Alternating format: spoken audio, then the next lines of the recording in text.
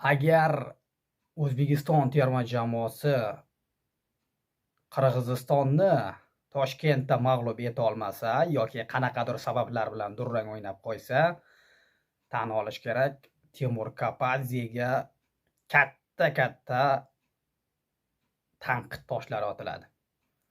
Assalomu alaykum qadrli futbol muxlislari, futbol sevar do'stlar. Har doimgidek Osiyo va O'zbekiston haqidagi eng so'nggi futbol xabarlari bilan Kamina Muhammadjon o'z ishini boshlaydi. Avvalambor kanalimizga xush kelibsiz. Bugun hech qanaqa boshqacha mavzuga to'xtalmaymiz, chunki tarixda ilk marotaba O'zbekiston milliy terma jamoasi jahon chempionatiga chiqish yo'lida juda yaxshi imkoniyatga ega bo'lib turibdi. Men nima haqida gapirmoqchiman, bundan xabaringiz bor. O'zbekiston milliy terma jamoasi 20-mart sanasida qo'shni respublika Qirg'iziston termasini qabul qiladi.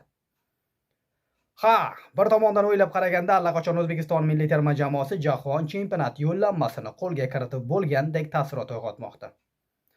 Kuchli 8 ta jamoa ichida O'zbekiston terma jamoasi hozir o'z reytingida faxrli 2-o'rin bilan ketmoqda.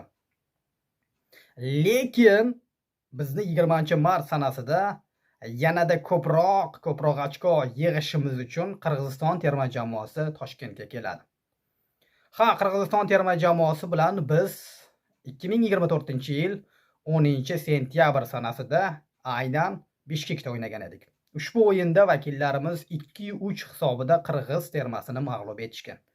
Endi javob o'yini, bu nafaqat javob o'yini, nafaqat jahon chempionati 2026 saralash, balki Markaziy Osiyo derbisida ham hamma kuzatmoqda. Xo'sh, O'zbekiston milliy terma jamoasi ushbu yo'llanma oldidan Qirg'iziston termasini Toshkentda mag'lub eta oladimi? Aytishingiz mumkin, hali pashshadan fil yasaydigan davr emas. Hali vaqt bor, hali bemalol biz Qirg'izistonni mag'lubiyatga uchratamiz. Shuncha o'yinlarni yaxshi o'tkazib kelmoqdamiz deb aytishingiz mumkin. Haqiqatan yaxshi o'tkazib kelayotgan edik. Yuragimizni hovuchlab o'tiradigan hayajonli o'yinlar mana endi boshlanmoqda. Achchiq bo'lsa ham bir haqiqatni aytaman, Xudo ko'rsatmasin, avvalambor bunday bo'lmasin. Agar O'zbekiston milliy terma jamoasi qaysidir muhim o'yinda mag'lubiyatga uchraydimi yoki jahon chempionati 2026 yo'llanmasini qo'lga kirita olmasa, ba'zi bir haqiqiy futbolning ichiga kirib ketgan ashaddiy futbol ixlosmandlari yurak xurujiga uchrab dunyoni tark etishi hech gap emas. To'g'ri aytishingiz mumkin, bu oddiy sport, bu oddiygina futbol sport turidir. Lekin qadrli futbol muxlislari, tug'ilibdiki O'zbekiston milliy terma jamoasining jahon chempionatiga chiqishidan umidvor bo'lib yashayotgan yosh kattakon otaxonlar, katta insonlar bor. Shaxsan meni kommentariyamga, meni izohlar bo'limiga, meni qo'yayotgan videolarimga shunday izohlarni yozishadi. Men Farg'ona Buvaydadanman, yoshim 65 ga kirdi, yoki men Qashqadaryodan, yoshim 80 ga yaqinlashyapti. Yoki bo'lmasa men Toshkentning qaysidir joyidanman, yoshim 50 dan o'tdi deb. Mana shunday insonlar albatta futbolni kuzatishadi, O'zbekiston milliy terma jamoasiga muxlislik qilishadi. Biz ko'p gapirmoqchi emasmiz, lekin mavzuni yaxshi va yomon tomonini tushuntirib bermasak, futbolga tushunmaydiganlar faqat tangani bir tomonni ko'rishadi. Xo'p, O'zbekiston va Qirg'iziston terma jamoalari o'rtasidagi uchrashuvga hali boshlanmasdan oldin nimaga xavotirga tushyapsan degan savollar bor. Siz haqli savol berdingiz. Afsuski, terma jamoamizni yaxshi boshqarib kelayotgan sloveniyalik mutaxassis Srečko Katanis betob bo'lib, bizga yetib kelgan ma'lumotlarga ko'ra saraton kasalligiga uchrab, bu o'z ixtiyori, xohishi bilan u milliy terma jamoani tark etdi. Ya'ni iste'foga chiqishini so'radi. Timur Kapadze O'zbekiston milliy terma jamoasiga bosh murabbiy etib tayinlandi. Katta tanqidlar muxlislar tomonidan yozilgan savollar, yo'llangan xatlardan so'ng Srečko Katanisning yordamchilarini Timur Kapadze o'zi bilan birga olib qolishga qaror qildi. Agar olib qolmaganda ham, agar ko'rsatmasin, mobodo O'zbekiston terma jamoasi jahon chempionatiga chiqa olmasa yoki muhim o'yinlarda mag'lubiyatga uchrab qolsa, 50% aybdor shaxs bu Srečko Katanisning sheriklariga borib tushadi. 50%ni Timur Kapadze o'ziga qabul qiladi. Nima uchun bunday deyapmiz? So'nggi yillarda Qirg'iziston terma jamoasining o'yini rivojlanmoqda. Qirg'iziston ham keyingi saralash bosqichlarida to'g'ri 1 va 2 o'rinni olgan terma jamoalar to'g'rima-to'g'ri AQSh, Meksika, Kanadada bo'ladigan mundial chiptasini qo'lga kiritadi. Bu haqli ravishda. Bu yozib qo'yilgan. Lekin 3-4 o'rinni egallagan terma jamoalar ham o'z imkoniyatlarini sinab ko'rish imkoniyati bor. Hozir guruhga e'tibor qaratadigan bo'lsak, eng so'nggi guruhda bu bor yo'g'i Shimoliy Koreya.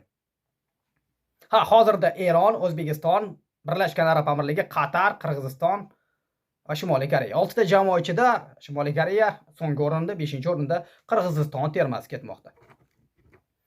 Xo'sh, endi nimalar kutmoqdasiz 20-mart o'yinida? Ko'p izohlarda yozilmoqda, Qirg'iziston terma jamoasini mensishmayapti. Balki Qirg'iziston terma jamoasini mensimasligining oqibatini sizga qirg'izistonliklar ko'rsatib qo'yishi mumkin. Shunday ekan, raqibga kuchli taktika bilan tushishimiz talab etiladi. Eslatib o'tamiz, qadrli futbol muxlislari, ushbu uchrashuv 20-mart sanasida Ro'za Ramazon munosabati bilan uchrashuv Toshkent vaqti bilan Sport teleradio kompaniyasida 21:00 da boshlanadi. Yana bir marta eslatib o'taman, 2025-yil 20-mart kuni Toshkent vaqti bilan 21:00 da kechki soat 9 da O'zbekiston terma jamoasi Bunyodkor stadionida Qirg'izistonni qabul qiladi. Ushbu uchrashuvni yaponiyalik Yusuke Araki boshqarib boradi. Yaponiyalik hakamlar umid qilamiz xato qilishmaydi, uchrashuvni yaxshi boshqarishadi, lekin avvalambor hakamga qarab o'ynash bu juda ham xato deb o'ylayman, chunki terma jamoa o'zi kuchli bo'lsa, hakam garchi raqib jamoaga qancha yon bosishdan qat'iy nazar, jamoa hakamni ham yutib ketish imkoniyati bor. Demak, qadrli futbol muxlislari, 20-mart sanasida yangi murabbiy bilan O'zbekiston milliy terma jamoasi Qirg'izistonga qarshi maydonga chiqadi. Biz uchun g'alaba suv va havodek zarur, chunki hozir bizda 13 ochko bo'lsa, Eronda 16 ochko. Biz Qirg'izistonni mag'lubiyatga uchratib, imkoniyatini yaxshilab olamiz va shundagina 25-mart kuni yaxshi kayfiyat bilan Tehronga, Eron poytaxtiga boramiz va Eron milliy terma jamoasiga qarshi bahs olib boramiz. Ushbu uchrashuvlar ham juda muhim biz uchun. Demak, qadrli futbol muxlislari, bizga qaysidir manbalardan kelmoqda, xabarlardan kelmoqda yoki izohlar bo'limiga ham yozilgan. Birlashgan Arab Amirligi terma jamoasi agar Qirg'iziston O'zbekistonni mag'lubiyatga uchrab bersa, ularga katta summa taklif etilgan degan xabarlarni eshitdik. Haqiqatan O'zbekiston terma jamoasi Qirg'izistonga mag'lub bo'lsa, Qirg'iziston o'zi uchun imkoniyatni yaxshilaydi va Qatar Birlashgan Arab Amirligi terma jamoalarini bizdan o'tib ketishiga, 2 va 3 o'rinni egallab jahon chempionatiga chiqishiga yaxshi imkoniyatlarni yaratib beradi. Shunday ekan, Birlashgan Arab Amirligi, Qatar, kerak bo'lsa Eron ham bu bosqichda, ya'ni mana shu o'yin turlarida barcha mana shu jamoalar Qirg'izistonga baletchilik, muxlislik, ishqibozlik qilishadi. O'zbekiston milliy terma jamoasida nafaqat O'zbekiston, Temur Kapazida katta bosim bor. Demak, qadrli futbol muxlislari, O'zbekiston milliy terma jamoasiga omad tilaymiz, umid qilamiz, albatta g'alaba qozonamiz. Darvoqe Qirg'iziston terma jamoasini, nafaqat Qirg'izistonni, umuman raqibni mensimaslik jamoaga qimmatga tushishi mumkin. Bir paytlar men juda yaxshi eslayman, terma jamoamizni jahon chempionatida saralashda Kimsan Ektor Cooper degan murabbiy terma jamoamizni boshqargan va Falastinga borgandik va o'shanda raqibni mensimadikmi yoki tasodif bo'ldimi, 2-0 hisobida oddiygina Falastin terma jamoasidan imkoniyatni boy berganmiz. Shunday ekan, Toshkentda bo'ladigan uchrashuvda o'z uyimizda o'ynaymiz, bemalol Qirg'iz termasini mag'lub eta olamiz deyishingiz mumkin. Yo'q, Qirg'izistonda futbol juda yaxshi rivojlanmoqda. Qirg'iziston hukumati ham sportga, xususan futbolga bordiqat e'tiborni qaratmoqda. Shunday ekan, hamma narsaga tayyor turib, hamma imkoniyatni ishga solib Qirg'izistonni mag'lubiyatga uchratish kerak va 5 kundan so'ng Eronga borib, Eron bilan ham g'alaba qozonish uchun bordiqat e'tiborni qaratib, kuch bilan o'ynash kerak. Biz shu narsalarga ishongan holda Temur Kapadziga omad tilaymiz. Umid qilamiz, albatta Kapadze ishonchni oqlaydi, Srachko Katanesni ishini davom ettiradi. Qirg'izistonni nasib etsa mag'lubiyatga uchratsak, inshaalloh, va ana undan so'ng biz bemalol Eronga safar uyushtirib, Eron bilan yaxshi kayfiyatda, yaxshi natijani qayd etamiz. Qadrli futbol muxlislari, voqealar rivojini bizni kanalimizda kuzatishda davom eting. Albatta kanalimizga obuna bo'lib qo'ying. Biz yana gaplashamiz. Eng qiziqarli futbol xabarlarini bizning Osiyo futbol kanalida kuzatishda davom eting. O'zingizni ehtiyot qiling. Omad siz va bizni aslo tark etmasin. Biroz ko'p gapirgan bo'lsak, uzr so'raymiz, chunki O'zbekiston milliy terma jamoasining o'yini biz uchun juda muhim. Jahon chempionatiga chiqishiga oz fursatlar qoldi. Endi buni uddalash talab etiladi.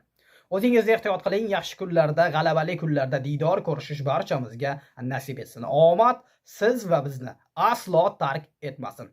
Salomat bo'ling.